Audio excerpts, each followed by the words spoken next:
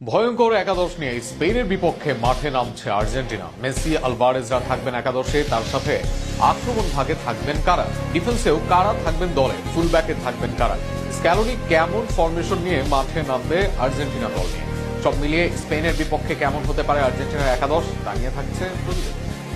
এই মুহূর্তে বিশ্বের অন্যতম ফর্মে থাকা দল স্পেন।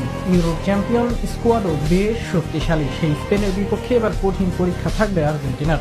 একই সাথে থাকবে বছরের প্রথম শিরোপার লড়াই থাকবে দুই দলের। সব মিলিয়ে এই ম্যাচে শক্তিশালী একাদশ নিয়েই মাঠে নামতে চাইবে আর্জেন্টিনা দল। সেখানে গোলরক্ষক হিসেবে থাকবেন এমিলিয়ানো মার্টিনেজ। বড় ম্যাচে ইনি কি করতে পারেন সেটা সবারই জানা।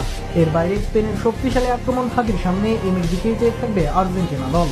সেন্টার ব্যাক হিসেবে আর্জেন্টিনার প্রথম পছন্দ কোচি রোমেরো। এই সেন্টার ব্যাক বিশ্বের অন্যতম সেরা সেন্টার ব্যাকের একজন। আর্জেন্টিনার ডিফেন্স লাইন আপের নেতৃত্ব দেবেন তিনি। তার সঙ্গী কে হবেন নিয়ে আছে আলোচনা। সেখানে একদিকে আছেন নিকোলাস ওটামেন্ডি, এছাড়াও সেন্সিও ক্লাবে পারফর্ম করছেন নিয়মিত। তবে এই দুইজনের চেয়ে এগিয়ে থাকবেন ম্যানচেস্টার ইউনাইটেডের লিজান্ড্রো মার্টিনেজ। ইনজুরি থেকে ফিরে একাদশে ফেরার যোগ্য দাবি জানাচ্ছেন এই সেন্টার ব্যাক। রাইট ব্যাকে খেলবেন অ্যাটলেটিকো মাদ্রিদের মলিনা, লেফট ব্যাকে লড়াই থাকবে নিকোলাস তাগলিয়াফিকো ও ভ্যালেন্টাইন বার্কোর মধ্যে। যদিও দলের নিয়মিত নিকোলাস তাগলিয়াফিকো, তবে ক্লাবে দারুণ পারফর্ম করছেন বার্কো। সেই ক্ষেত্রে বার্কোকে শুরুর একাদশে রাখতে পারেন কোচ স্ক্যালোনি, রাখতে পারেন চমক। স্পেনের মাঝমাঠ বিশ্বের অন্যতম শক্তিশালী মাঝমাঠ। সেখানে পেদ্রি, ফাবিয়ান রুইজ, জুবে মেন্ডিরা আছেন। তাদের বিপক্ষে চারজনের মিডফিল্ড লাইন নিয়েই মাঠে নামতে চাইবে আর্জেন্টিনা দল।